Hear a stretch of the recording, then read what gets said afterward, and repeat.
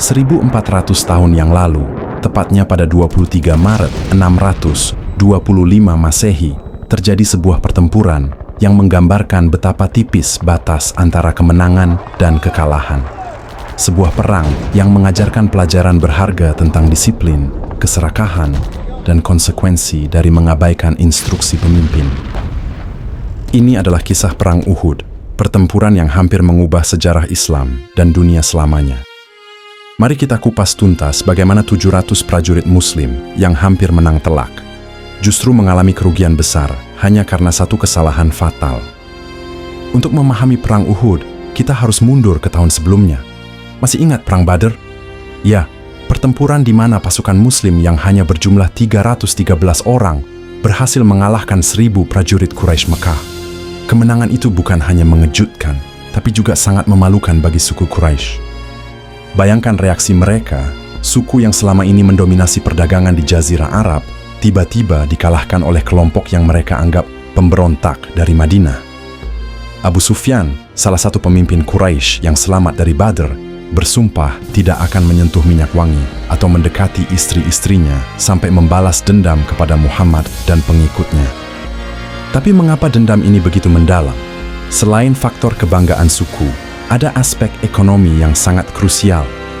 Jalur perdagangan Mekah-Syam yang merupakan urat nadi ekonomi Quraisy terus diganggu oleh ekspansi pengaruh Islam dari Madinah. Mereka tidak hanya kehilangan muka, tapi juga kehilangan uang, dan itu tidak bisa ditolerir. Selama setahun penuh setelah Badr, Quraisy mempersiapkan diri. Mereka mengumpulkan sekutu dari berbagai suku, mengumpulkan dana dari para pedagang kaya, dan merekrut tentara bayaran terbaik. Abu Sufyan bahkan meminta dukungan dari Hind binti Utbah, seorang wanita yang ayahnya terbunuh di Badr dan dikenal karena sifat vengefulnya. Pertanyaannya adalah, apakah kaum Muslim di Madinah menyadari badai besar yang sedang mendekat ke arah mereka? Di sisi Quraisy, persiapan dilakukan secara masif dan sistematis. Mereka berhasil mengumpulkan 3.000 prajurit, angka yang fantastis untuk ukuran perang di era itu.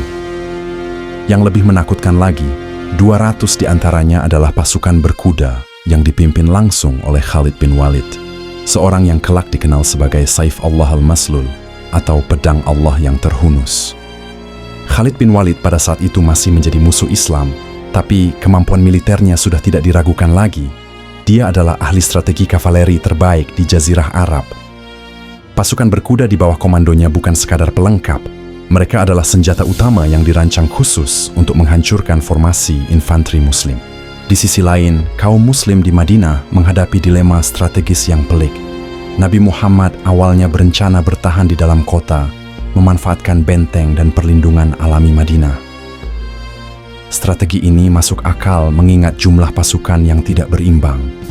Muslim hanya memiliki sekitar 1000 prajurit awal. Namun, terjadi perdebatan sengit di kalangan sahabat. Para pemuda Muslim, terutama mereka yang tidak ikut Perang Badr, bersikeras untuk bertempur di lapangan terbuka. Mereka beralasan, jangan biarkan musuh menganggap kita pengecut yang hanya berani bersembunyi di balik tembok. Argumen emosional ini akhirnya mempengaruhi keputusan Nabi. Beliau setuju untuk bertempur di luar kota, tepatnya di lereng Gunung Uhud. Tapi keputusan ini memiliki konsekuensi yang tidak terduga. 300 orang dari pasukan Abdullah bin Ubay, pemimpin kaum munafik, memutuskan untuk pulang dengan alasan, jika dia, Muhammad, tidak mau mendengar nasihat kami untuk bertahan di kota, mengapa kami harus ikut mati sia-sia? Dari 1000 prajurit Muslim, tersisa hanya 700 orang yang akan menghadapi 3.000 prajurit Quraisy. Rasio 1:4. Apakah ini bukan bunuh diri massal? Meski dalam posisi yang sulit, Nabi Muhammad bukanlah pemimpin yang asal-asalan dalam menyusun strategi. Beliau memilih posisi di lereng Gunung Uhud dengan sangat kalkulatif. Gunung Uhud melindungi bagian belakang pasukan Muslim, sehingga mereka tidak bisa dikepung dari segala arah. Yang paling brilian adalah penempatan 50 pemanah di bukit kecil yang kini dikenal sebagai Jabal Ar-Rumah. Posisi ini strategis karena bisa mengawasi seluruh medan perang dan memberikan perlindungan terhadap serangan kavaleri dari samping dan belakang. Nabi memberikan instruksi yang sangat jelas dan tegas kepada komandan pemanah, Abdullah bin Jubair. Jangan tinggalkan posisi kalian dalam keadaan apapun. Baik kami menang atau kalah, tetap di sana sampai ada perintah dariku secara langsung. Mengapa instruksi ini begitu penting? Karena Nabi Muhammad tahu persis kekuatan utama musuh, kavaleri Khalid bin Walid. Tanpa perlindungan pemanah di bukit, pasukan Muslim akan sangat rentan terhadap serangan mendadak dari belakang. Formasi utama Muslim disusun dalam barisan yang rapat. Para sahabat senior seperti Ali bin Abi Thalib, Hamzah bin Abdul Muthalib, dan Abu Dujanah ditempatkan di garis depan. Mereka adalah prajurit-prajurit elit yang sudah terbukti kemampuannya di Perang Badr. Di sisi Quraisy, Abu Sufyan menyusun strategi yang lebih konvensional tapi efektif. Garis depan diisi oleh prajurit terbaik yang dilindungi oleh perisai besar. Di sayap kanan dan kiri ditempatkan pasukan kavaleri Khalid bin Walid, siap menyerang dari samping ketika kesempatan terbuka. Yang menarik, Quraisy juga membawa elemen psikologis warfare. Hind binti Utbah dan para wanita lainnya ikut ke medan perang dengan membawa jenderang, berteriak-teriak membangkitkan semangat prajurit, dan mengancam akan mencaci maki siapa saja yang mundur. Tapi apakah semua persiapan ini cukup untuk mengalahkan pasukan yang sudah membuktikan diri di Badr? Pertempuran dimulai dengan duel 1 lawan 1, sesuai tradisi Arab kuno. Talhah bin Abi Talhah, pembawa bendera Quraisy dan salah satu prajurit terkuat mereka, maju ke depan sambil berteriak menantang siapa saja yang berani melawannya. Yang menjawab tantangan adalah Ali bin Abi Thalib. Duel berlangsung singkat tapi intens. Dengan satu ayunan pedang, Ali berhasil memenggal kepala Talha. Momen ini bukan sekadar kemenangan individual, ini adalah psychological blow yang luar biasa besar untuk Quraisy. Pembawa bendera mereka, simbol kebanggaan dan kekuatan, tumbang di awal pertempuran. Namun, yang mengejutkan adalah Quraisy tidak mundur. Justru, mereka menjadi semakin geram dan melancarkan serangan massal. Inilah yang membedakan perang Uhud dengan Badr. Di Uhud, kedua belah pihak benar-benar siap mati. Fase awal pertempuran berlangsung dengan intensitas yang luar biasa. Hamzah bin Abdul Muthalib, paman Nabi dan dijuluki Singa Allah, menunjukkan kehebatan yang mengerikan di medan perang. Dia memotong barisan musuh seperti pisau memotong mentega. Abu Dujanah dengan pita merah di kepalanya bertempur dengan keganasan yang membuat musuh-musuh di sekitarnya mundur ketakutan. Tapi pertempuran ini juga menunjukkan betapa berbedanya karakter perang kuno. Ini bukan sekadar bentrokan fisik, tapi juga pertarungan psikologis dan simbolis. Ketika Mus'ab bin Umair, pembawa bendera Muslim, terbunuh, musuh berteriak, "Muhammad telah mati." Kabar ini menyebar seperti api. Sebagian prajurit Muslim mulai panik dan mundur. Bayangkan kaos yang terjadi di tengah debu, teriakan, dan bunyi pedang beradu. Suddenly informasi yang menentukan hidup mati tersebar tanpa bisa dikonfirmasi. Namun, Nabi Muhammad masih hidup dan terus bertempur. Beliau bahkan sempat terluka. Gigi depannya patah, wajahnya berdarah karena terkena batu, dan helm besi menancap di kepalanya. Meski begitu, beliau tetap bertahan dan terus memimpin. Yang paling dramatis adalah momen ketika Abu Dujanah menggunakan tubuhnya sebagai perisai untuk melindungi Nabi dari hujan panah. Anak panah menancap di punggungnya, tapi dia tidak bergeming sedikit pun. Inilah loyalitas tingkat dewa yang jarang kita lihat di zaman modern. Pada titik ini, pasukan Muslim sebenarnya mulai mendominasi. Barisan depan Quraisy mulai terpukul mundur. Para pemanah Muslim di bukit terus memberikan dukungan tembakan yang efektif. Kemenangan sepertinya sudah di depan mata, tapi mengapa yang terjadi kemudian justru sebaliknya? Inilah momen yang mengubah segalanya. Ketika barisan depan Quraisy mulai mundur dan beberapa di antara mereka tampak melarikan diri, para pemanah di bukit melihat kesempatan untuk mengambil ghanimah, rampasan perang. Mereka melihat rekan-rekan mereka di bawah mulai mengumpulkan harta benda yang ditinggalkan musuh. Kenapa kita harus tinggal di sini sementara yang lain mendapat bagian? Pikir sebagian dari mereka. Abdullah bin Jubair, komandan pemanah, berusaha mengingatkan, "Kalian lupa perintah Rasulullah, kita harus tetap di sini." Tapi dari 50 pemanah, 40 orang memutuskan untuk turun dan bergabung mengumpulkan ghanimah. Hanya 10 orang yang tetap bertahan di posisi. Keputusan ini tampak sepele pada saat itu, tapi dampaknya luar biasa dahsyat.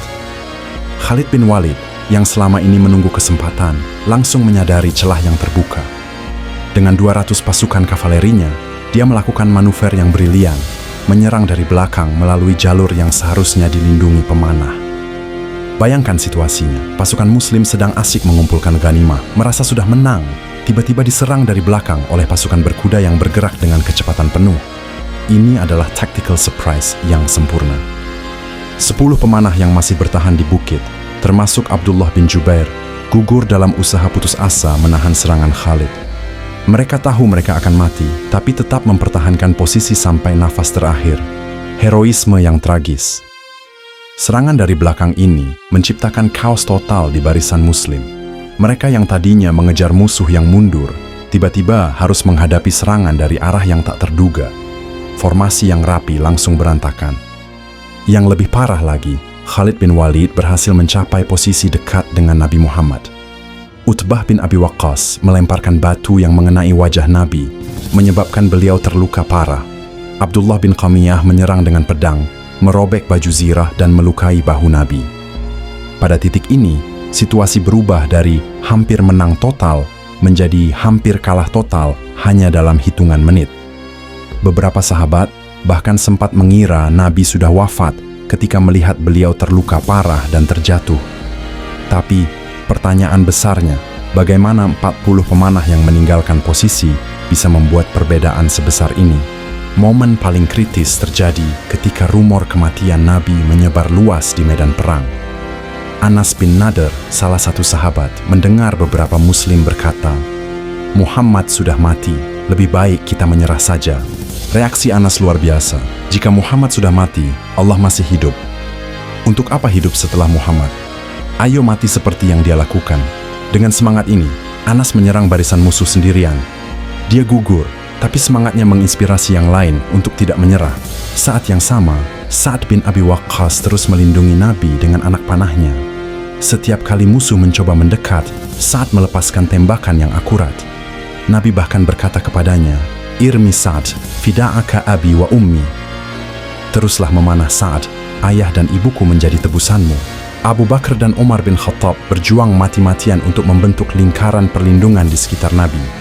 Mereka tahu jika Nabi gugur, maka Islam akan berakhir di situ juga. Yang dramatis adalah momen ketika Nabi, meski terluka parah, tetap berusaha memimpin. Beliau berkata, "Siapa yang mau menunjukkan jalan ke gunung?" Beberapa sahabat membantu beliau mundur ke posisi yang lebih aman di lereng gunung. Namun, kerusakan sudah terlanjur terjadi. Hamzah bin Abdul Muthalib, singa Allah, gugur dalam pertempuran. Dia dibunuh oleh Wahsy, seorang budak Habsyi yang dijanjikan kebebasan oleh Hind binti Utbah jika berhasil membunuh Hamzah. Wahsy menggunakan tombak yang dilemparkan dari jarak jauh, senjata yang memang dia kuasai dengan sempurna. Kematian Hamzah adalah pukulan moral yang luar biasa berat. Dia bukan hanya paman Nabi, tapi juga salah satu prajurit terkuat Muslim. Ketika kabar kematiannya menyebar, semangat pasukan Muslim semakin turun. 70 Muslim gugur dalam pertempuran ini. Angka yang fantastis mengingat mereka hampir menang. Di sisi Quraisy, meski mereka menang, kerugian mereka juga tidak sedikit, sekitar 20-30 orang gugur. Tapi apakah Quraisy benar-benar menang? Ataukah ini Pyrrhic victory yang sebenarnya tidak memberikan keuntungan strategis? Setelah pertempuran reda, terjadi pemandangan yang mengerikan. Hind binti Utbah dalam kemarahan dan dendamnya memutilasi jasad Hamzah. Dia memotong hidung, telinga, dan bahkan memakan hati Hamzah. Tindakan barbar ini bahkan membuat sebagian prajurit Quraisy merasa mual dan tidak nyaman. Ketika Nabi melihat kondisi jasad pamannya, beliau menangis dan berkata, "Sungguh, jika Allah memberikan kemenangan kepadaku atas Quraisy suatu hari nanti, aku akan memutilasi 30 orang dari mereka." Namun kemudian turun ayat yang melarang mutilasi dan Nabi menarik kembali ucapannya. Abu Sufyan, sebelum meninggalkan medan perang, naik ke atas bukit dan berteriak, "Apakah Muhammad masih hidup? Apakah Abu Bakar masih hidup? Apakah Umar masih hidup?" Ketika tidak ada jawaban, dia melanjutkan, "Mereka semua sudah mati. Kalau masih hidup, pasti sudah menjawab." Umar ingin menjawab, tapi Nabi melarang. Kemudian Abu Sufyan berteriak, "Tinggi nama Hubal, tinggi nama Hubal, dewa utama Quraisy." Kali ini Nabi memerintahkan para sahabat untuk menjawab, "Allah lebih tinggi dan lebih mulia." Dialog ini menunjukkan bahwa meski Quraisy merasa menang, mereka tidak yakin telah menghancurkan kekuatan Muslim sepenuhnya. Yang menarik adalah strategi psikologis Abu Sufyan selanjutnya. Dia mengumumkan, "Kita akan bertemu lagi tahun depan di Badr." Ini adalah tantangan terbuka sekaligus upaya untuk menunjukkan dominasi. Namun, setahun kemudian, ketika waktu yang dijanjikan tiba, Abu Sufyan justru tidak datang ke Badr. Sebaliknya, Nabi Muhammad dan 1.500 Muslim datang ke Badr, menunggu selama 8 hari, lalu pulang dengan membawa keuntungan dari berdagang dengan kafilah yang lewat. Peristiwa ini dikenal sebagai Ra Ghazwah Badr As-Sughrash atau Ra Badr Kecil, Ta'am. Ini menunjukkan bahwa kemenangan Quraisy di Uhud sebenarnya tidak memberikan keuntungan strategis jangka panjang. Mereka tidak berhasil menghancurkan kekuatan Islam, malah membuat kaum Muslim menjadi lebih bersatu dan disiplin. Dari sisi pembelajaran, Perang Uhud memberikan pelajaran yang sangat berharga tentang pentingnya disiplin, mengikuti instruksi pemimpin, dan bahaya keserakahan.